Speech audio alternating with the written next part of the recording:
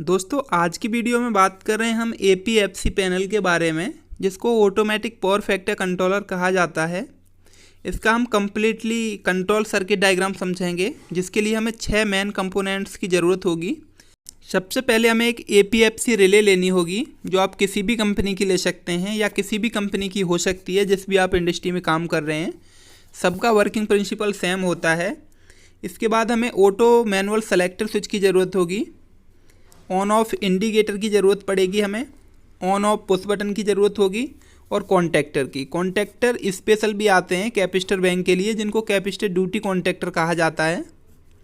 लेकिन आप कोई सा भी कॉन्टैक्टर यूज कर सकते हैं। सादा जो हम स्टार्टर में यूज करते हैं वही कॉन्टैक्टर आप यूज कर सकते हैं कैपेसिटर बैंक के लिए। और यहाँ कंट्रोलिंग के लिए हम 6 एम्पियर की MCB लेंगे। न्यूट्रल के लिए आप चाहो तो MCB लगा सकते हो, आप चाहो तो न्यूट्रल स्ट्रिप लगा सकते हो। स्ट्रिप थोड़ा सस्ती पड़ती है, आपने देखा होगा पैनलों में ज़्यादातर स्ट्रिप यूज करते हैं न्यूट्रल के लिए।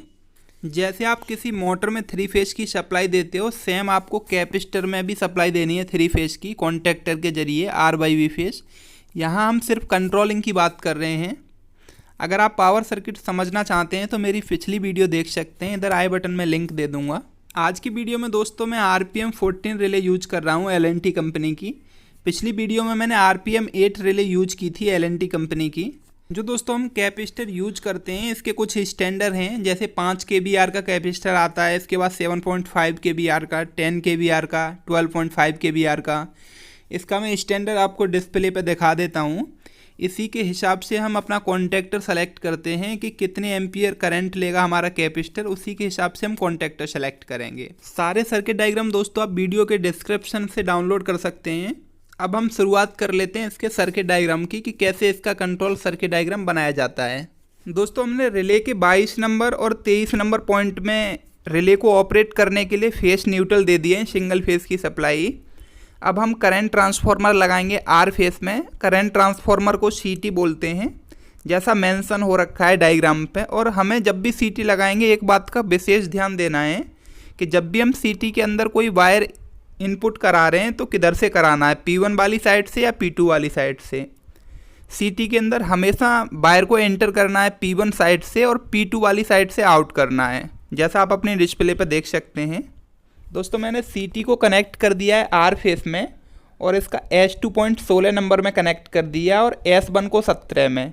एक बात और आपको ध्यान रखनी है, जो हमारा करंट ट्रांसफार्मर है इसकी सिर्फ 2 रेटिंग आती है मार्केट में, एक बट्टे में 1 और दूसरा बट्टे में 5। तो जो भी CT होगा, अगर बट्टे में 1 वाला CT है तो 17 पर कनेक्ट करेंगे, बट्टे में 2 वाला CT है तो उसको 18 नंबर पॉइंट पर कनेक्ट करेंगे। अब हमें R/V किसी भी एक फेज से सप्लाई और लेनी है और अपनी एक MCB लगानी है 6 एम्पियर की। MCB से आउट करने के बाद सेलेक्टर स्विच में लेकर के जाएंगे।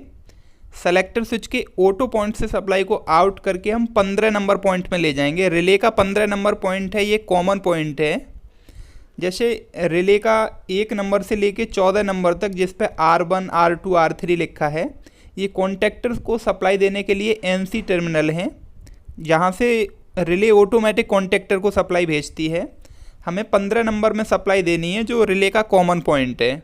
अब रिले के किसी भी NC टर्मिनल से सप्लाई आउट करके अपने कॉन्टैक्टर के A1 में ले जाएंगे। यहाँ मैंने सिर्फ आपको एक कॉन्टैक्टर दिखाया है कंट्रोलिंग समझाने के लिए, तो मैं 13 नंबर से सप्लाई आउट करके कॉन्टैक्टर के A1 में ले जाता हूँ।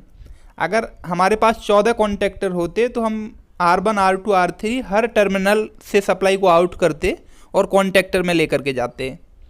अब जो सेलेक्टर स्विच लगाया है हमने, इसके 2 नंबर पॉइंट से सप्लाई आउट करेंगे। बाय द वे कभी मान लीजिए रिले ख़राब हो गई तो सेलेक्टर स्विच को हम 2 नंबर पर सेट करते हैं, जिसको मैनुअल बोला जाता है, और यहाँ से सप्लाई लेकर के जाते हैं अपने रेड पुश बटन में, जिसको NC पुश बटन बोला जाता है। रेड पुश बटन से सप्लाई को आउट करेंगे और हम अपने ग्रीन पुश बटन में लेकर के जाएंगे। ग्रीन पुश बटन से सप्लाई को आउट करके अपने कॉन्टैक्टर के A1 पॉइंट में लेकर के जाएंगे।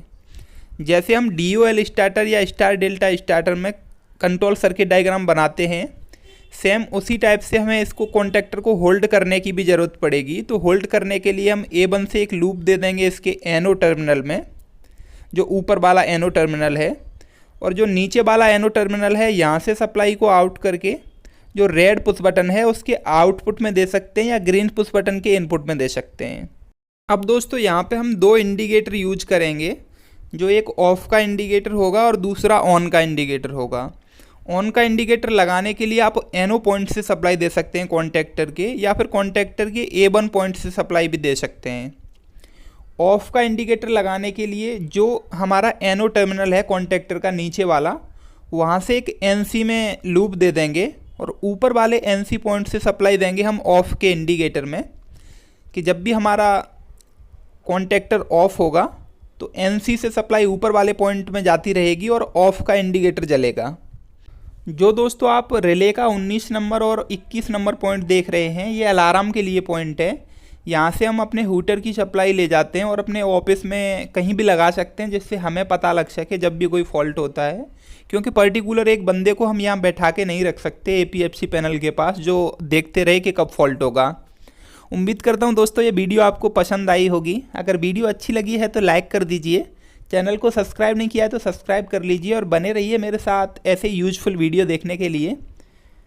अगर आपकी कोई भी क्वारी है तो नीचे कमेंट बॉक्स में कमेंट कर सकते हैं, और अगली वीडियो आप किस टॉपिक पर चाहते हैं ये भी बता सकते हैं। वीडियो देखने के लिए आपका धन्यवाद।